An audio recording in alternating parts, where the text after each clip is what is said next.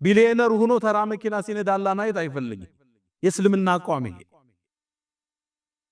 ለዛ ነው ነብዩ አለይሂ ሰላቱ ወሰለም አንድን ሰው አላህ የሰጠውን ጸጋ ሲጠቀምበት ሊያየው ይፈልጋል። ይሁብ ነው የሚለው ሐዲሱ፣ ይወዳል በእንባሪያ ሲያየው። ሀብት ካለ ጥሩ ቤት ነው ውስጥ ነው፣ ጥሩ መኪና ንዳ፣ ብራንድ ልበስ፣ ግን ወላ ተንሳ ነሲበከ ሚነ ዱንያ እንዳለ ሁሉ ወአሕሲን ከማ አሕሰነ አላሁ ኢለይክ። ይሄን የመከሩት አላህ መልካም እንደዋለልህ አንተም መልካም ነዋል። መስጂድ ስራ፣ ድሆችን ደግፍ፣ ወገኖችን አቋቁም፣ ቤተሰቦችህን እርዳ። ወአሕሲን ከማ አሕሰነ አላሁ ኢለይክ። ደግሞም ይህን ስንልህ ብርህን ነጠቃ እንዳይመስልህ፣ ወላ ተንሰ ነሲበከ ሚነ ዱንያ፣ ምድራዊ ጸጋህንም አትርሳ። ተዝናናበት፣ ብር የተሰጠ ለዛ። ወአማ ቢኒዕመቲ ረቢከ ፈሐድስ፣ የጌታን ጸጋ ተናገረው ተብሏል። ይታይብህ፣ ሰጭ መሆኑ አላህ ይታይ። በሰራው ፎቅ በምትኖርበት ቢላ ግን ደግሞ አካፍለህ ደር። ለዛ ነው ኢማሙ አቡ ሐኒፋ ሀብታም ነበሩ።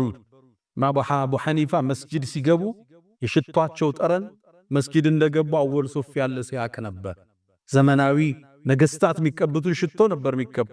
ኢማሙል አዕዘም የፉካሃዎቹ አባት፣ እያንዳንዱ መዝሃብ የሳቸው ጥገኛ ነው የሚባልላቸው ነጋዴ ነበሩ። አንድ ልብስ ስለራሳቸው ሲወስዱ አንድ ልብስ ሰደቃ ይሰጣሉ ይባላል።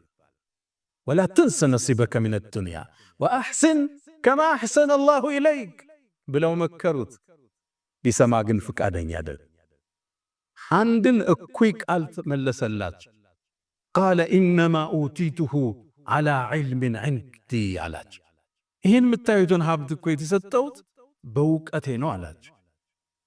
በቢዝነስ ጥበቤ፣ በግንኙነት ጥበቤ ሌት ተቀለፍቼ። አሁን እንደሚባለው ስለ ሀብቱ ሲናገር ቻይና ወጠን፣ ዱባይ ተመላልሰን፣ በረሃ ወርደን አርሰን፣ ወርቅ ቆፍረን እኮ ነው ያመጣ ነው ዝም የመሰለ ይላል።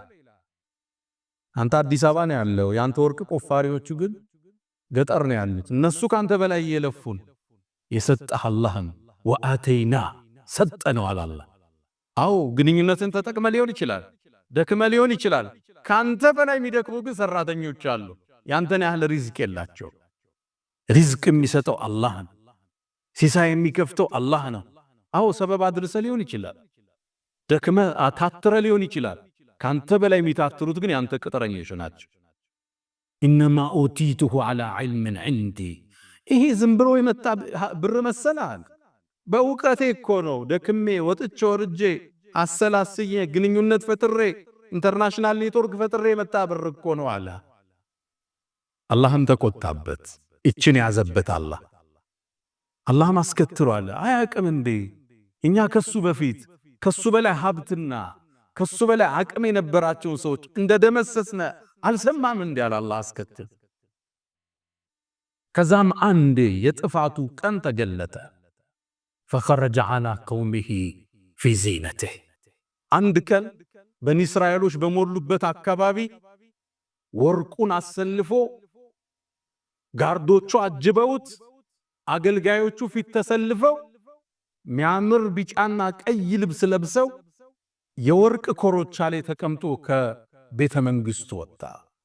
ሲያዩት ሚያምር ነበር፣ ግርማ ሞገስ የተሞላው። ፈኸረጀ ዐላ ቀውሚሂ ወደ ህዝቦቹ ወጣ። ይሄ ሁሌ የሚያረገው ነው።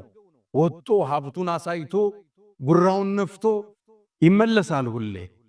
በዚህ ጊዜ ግን አላህ ሊያልፈው አረፈለከ። ልክ እሱ ሲወጣ ሙእሚኖቹ ከሁለት ተከፈሉ። ንዋይ ያጠቃቸው የዱንያ ፍቅር ያሸለፋቸው ያ ለይተለና ምስለማ ኡትየ ቃሩን፣ ምነው ለኛስ ቃሩን እንደተሰጠው እንዲህ ሀብት በኖረነ፣ ኢነሁ ለዙ ሐዝን ዐዚም፣ ትልቅ ዕጣ ላይ ነው ያለው አሉ። ኢማናቸው ተንሸራተተ። አንዳንዱ እንዲህ ይገጥመዋል። የሌሎችን ሀብት ሲያይ፣ ምቾት ድሎት ሲያይ ኢማኑ መርጊያ ያጣል።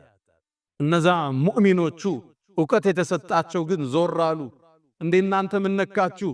ይሄ እኮ ዱንያ ተራ ጥቅም ነው፣ ጥቅማ ጥቅም ነው።